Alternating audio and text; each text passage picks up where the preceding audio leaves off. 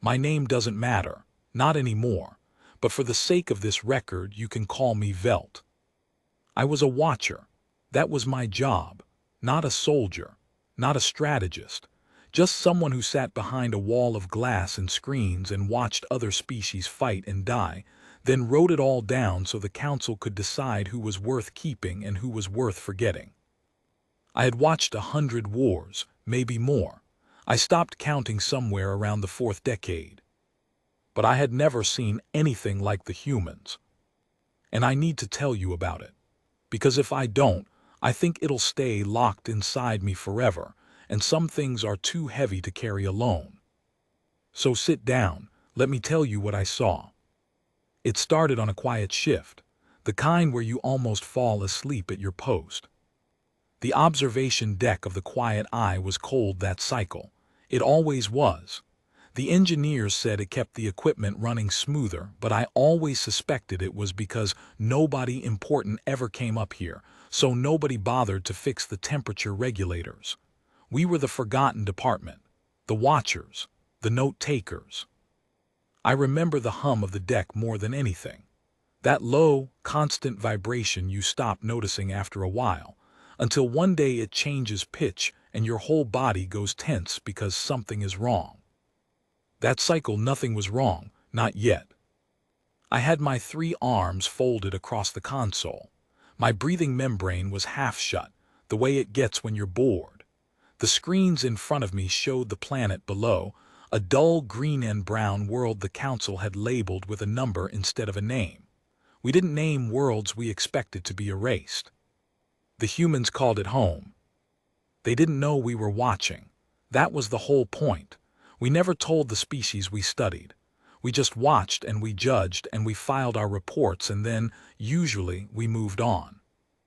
I pulled up the briefing one more time, even though I'd read it 9 times already. Old habit. When you're bored, you reread things. Species designation, human. Threat assessment, negligible. Technological tier, pre-stellar, confined to single system. Recommendation, observe Vasrii incursion, document collapse, file final report. Negligible, that word was right there in the file, underlined even. The Vasrii were coming for them, not us, we never interfered. The Vasrii were a client race of the council, a brutal, efficient people who expanded by taking. They'd found the human system, decided they wanted it, and the council had given them the green light. Standard procedure. A young species gets discovered, a stronger one moves in, and we sit up here and watch the whole thing like it's theater. My job was to record the fall. I expected it to be quick. The briefing said 3 local days, maybe 4.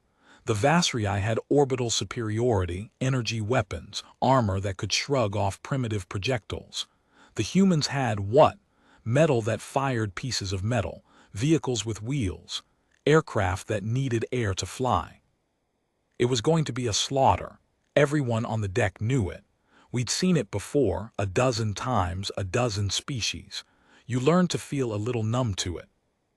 I poured myself something warm and settled in to watch a species die. I was so sure I knew how it would go. I was so wrong. The Vasrii landed in the gray hour before the human sun came up. I'll give them this, they were disciplined. Their dropships came down in tight formation, 300 of them hitting the surface like rain made of iron. They chose a flat region the humans called a desert, far from the dense cities. Smart. Establish a beachhead. Spread out. Crush the population centers one by one. My screens lit up with their telemetry. Heat blooms. Energy signatures. The clean, ordered patterns of a professional military doing exactly what it had trained to do. I started my recording, set my markers, adjusted the long-range optics to catch the first engagement. The humans saw them coming. Of course they did. 300 dropships burning through the sky aren't subtle. I watched their primitive sensor stations light up, watched the panic ripple outward through their communication networks. We could intercept their signals, you see. Couldn't always understand them, but we could feel the shape of the fear in them. And there was fear, so much fear. I remember thinking, good. Fear is rational. They understand what's about to happen to them. The first human force arrived maybe 2 hours after the landing. A column of their ground vehicles, kicking up dust, racing across the desert toward the Vasrii position. I counted them. 40 vehicles, against 300 dropships and the soldiers inside them. 40. I almost felt sorry for them. That word, negligible, floated up in my mind again. The Vasrii didn't even reposition. They just let the humans come. Why wouldn't they? They had the high ground, the better weapons, the numbers. The humans were driving into a grave they dug themselves. I leaned forward, not because I expected anything, just to get a cleaner shot of the moment the column got wiped out. The humans stopped about 2 kilometers from the Vasrii line, spread their vehicles wide, and then they did something I didn't expect. They waited. Not out of fear. I could see it in the way they moved, coordinated, calm, each vehicle finding cover behind the low dunes, each one going still. They weren't frozen. They were hiding, picking their ground, refusing to charge into the open where the Vasrii energy weapons would cut them apart. Well, I thought. Maybe not completely stupid. The Vasrii commander made the first mistake. I have it on record. I've watched it more times than I can count, trying to understand the moment everything started to turn. He sent out a patrol, a small one, maybe 20 soldiers in a light skimmer, going to flush the humans out of their cover. Routine. The kind of thing you do when an enemy refuses to die in the open and you need to push them. The skimmer crested a dune. The humans were waiting on the other side. I didn't even see the weapons fire at first. There was no flash of energy, no glow. Just the skimmer suddenly coming apart, metal tearing, bodies dropping. The humans were using those crude metal projectiles, but they were using them well. From cover. From angles the Vasrii didn't expect. They'd let the patrol come close, close enough that armor didn't matter as much, close enough that surprise did the rest. 20 Vasrii soldiers, dead in under a minute. The patrol never even reported back. On the deck, my supervisor, an old gray-shelled veteran named Kor, looked up from his own station. What was that? Patrol got hit, I said. Hit how? I replayed it for him. He watched in silence, his mandibles clicking the way they did when he was thinking hard. Lucky, he said finally. Ambush won't happen twice. I nodded. He was probably right. He'd been doing this longer than me. He'd seen 1,000 species try clever things in their final hours, and clever things never saved them. But something itched at the back of my mind. The way the humans had moved, it hadn't looked like luck. It had looked like a plan. I went back to watching. The Vasrii got angry, the way strong things get angry when something weak hurts them. They abandoned the careful approach. The commander ordered a full advance, push forward, overwhelm the human position, end this embarrassment before it spread to the rest of the fleet's morale. 100 soldiers moved out, heavy armor, energy lances, the ground-shaking confidence of a force that had never lost. And the humans ran. I saw it on my screen, and my breathing membrane actually fluttered with something like disappointment. The 40 vehicles broke and scattered, fleeing back across the desert, away from the advancing Vasrii line. The column collapsed. The brave little stand was over. There it is, I thought. That's the fear winning. That's the collapse. I marked it in my report. Human forces routing under pressure. Estimated total defeat within. I didn't finish the sentence. Because the humans weren't routing. They were leading. The Vasrii chased them. Naturally. You see an enemy break and run, you press the advantage, you don't let them regroup. The 100 soldiers surged forward across the open desert, fast, eager, hungry to finish it. Right into the valley. I don't think the Vasrii even saw the trap until it closed. The humans had a second force, one I hadn't even detected, hidden in the rocks on either side of the low ground. Tracked vehicles, bigger ones with longer guns.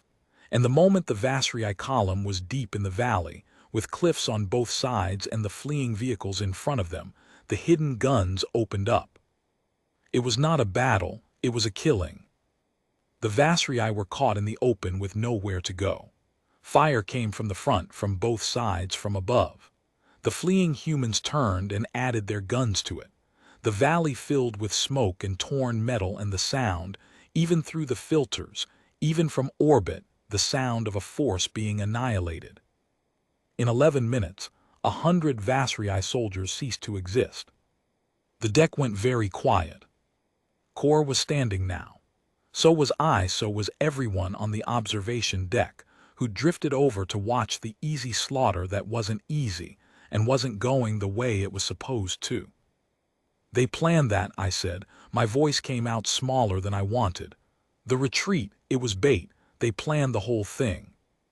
Kor didn't say lucky this time. He just stared at the screen, at the burning valley, at the small human vehicles already pulling back into the rocks to disappear before the Vasrii could call in support. Pull the full file on these creatures, he said quietly. The real one, not the summary. Here's something you have to understand about the Council's archives. We had files on every species we'd ever encountered, deep files, genetics, history, psychology, war records, everything. But the watchers like me usually only got the summaries, the short versions: threat, negligible, recommendation, observe, collapse. The full file took time to retrieve. It came up while the Vasrii were still trying to figure out what had happened to their 100 soldiers. I started reading. And the deeper I read, the colder I got, and it had nothing to do with the temperature on the deck. The humans had been at war with themselves for their entire history, not occasionally, constantly. Their whole species record was a chain of conflict, one war bleeding into the next, generation after generation after generation. They had spent more of their existence fighting than not fighting. Most species, when they reach a certain point, they stabilize. They get past the violent phase. They build peace because peace is efficient, because constant war burns up resources and kills the young before they breed. That's the normal pattern. That's what the Council expects. The humans never stabilized. They just got better at war. They had refined it into something close to art. Their entire culture was soaked in it. Their stories, their songs, their heroes were almost all warriors. They built monuments to soldiers who died. They taught their children the tactics of battles fought thousands of years before. They studied losing as carefully as winning, so they'd never lose the same way twice. And the thing that made my membrane seal up tight, with something I didn't want to name. They didn't fight for survival the way other species did. Survival, every species understands. You fight when you're cornered, when there's no choice. Humans fought for ideas, for other humans they'd never met, for pieces of ground that meant nothing except what they decided it meant. They would walk into certain death for a flag, for a word, for someone standing behind them who couldn't fight for themselves. There was a line in the file. Some researcher long before me had written it, and then I think they'd been ignored because the summary still said negligible.